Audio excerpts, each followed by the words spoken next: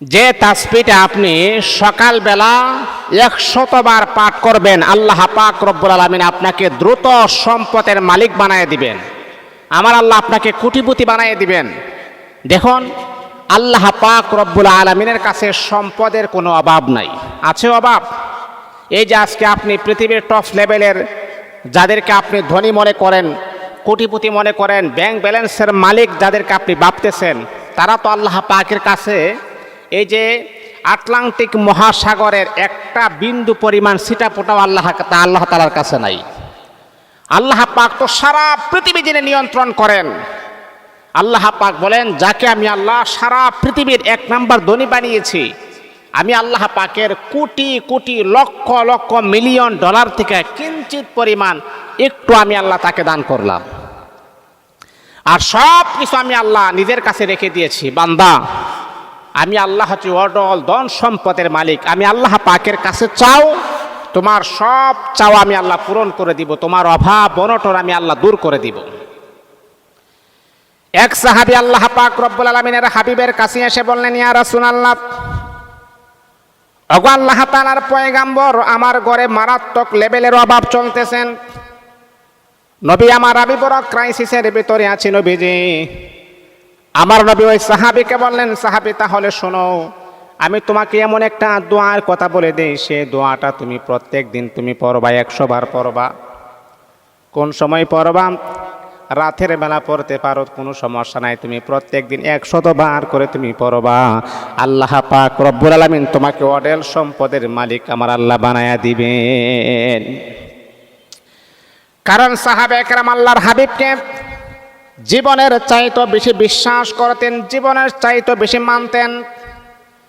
নবীজি বললেন, সাহাবী বললেন, ইয়া রাসূলুল্লাহ, তাহলে আপনি আমাকে ওয়াজিফাটা দান করেন, যে ওয়াজিফা পড়লে, যে আমল করলে আল্লাহ পাক রব্বুল আলামিন আবার অভাব অনটন দূর করে দিবেন, শান্তি নাজিল করবেন।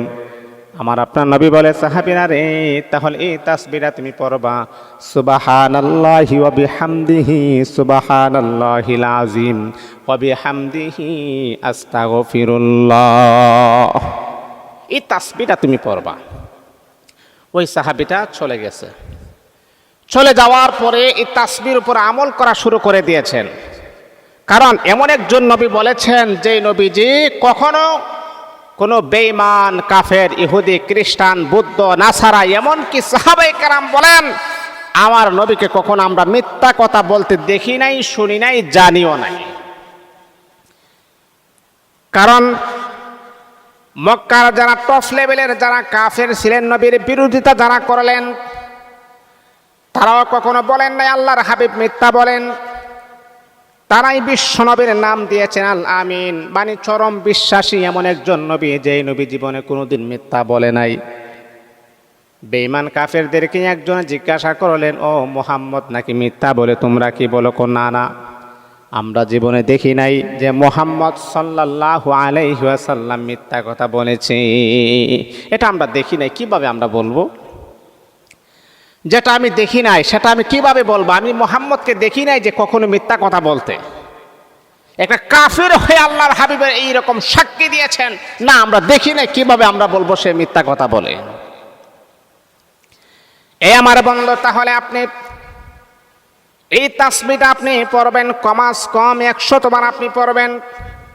ওই সাহাবী নবীর কাছ থেকে চলে যাওয়ার পরে 7 দিন পর আল্লাহর হাবিবের কাছে এসে বলতেছেন, ইয়া রাসূলুল্লাহ, ইয়া হাবিবাল্লাহ, গো আল্লাহ তাআলার পয়গম্বর নবী আমার, আপনি আমাকে এমন একটা তাসবিহ দিয়েছেন গো নবীজি, এই তাসবিহটা পড়ার পরে আমার আল্লাহ আমাকে এত সম্পদ দান করেছেন গো নবীজি, আমি দান করেও এই সম্পদগুলো আমি কমাইতে পারতেছি না। নবী, আপনি আমাকে এমন একটা তাসবিহ দিয়েছেন, যে তাসবিহটা পড়ার পরে আল্লাহ পাক আমাকে এমন এমন সম্পদ, এমন এমন জায়গা থেকে আমার আল্লাহ আমার জন্য রিজিক বরাদ্দ করেছেন, যা আমি দান করেও শেষ করতে পারতেছি না। আল্লাহু আকবার, আল্লাহু আকবার, আল্লাহু আকবার। এটা বড় দামি। বুখারী শরীফের জিলদে সানির সর্বশেষ হাদিস হলো হযরত আবু হুরায়রা রাদিয়াল্লাহু তাআলা আনহু থেকে বর্ণিত হাদিস। আপনি পড়বেন, সুবহানাল্লাহি ওয়া বিহামদিহি সুবহানাল্লাহিল আযীম ওয়া বিহামদিহি আস্তাগফিরুল্লাহ। আপনার সম্পদ বেড়ে যাবে, আপনার মান সম্মান ইজ্জত আমার আল্লাহ বাড়ায় দিবেন, আকাশ চুম্বি আমার আল্লাহ করে দিবেন। ইবাদত করলে আল্লাহ পাক সম্মান বাড়ান, ইবাদত করলে আল্লাহ পাক মর্যাদা বাড়িয়ে দেন, ইবাদত করলে আল্লাহ পাক টাকা পয়সার মালিক আমার আল্লাহ বানিয়ে দেন। এই জন্যে এই তাসবিহটা পড়বেন, দুনিয়া তো আপনার উপকার হবে, পরকালে আপনার জন্য নাজাতের ব্যবস্থা হয়ে যাবে ইনশাআল্লাহ।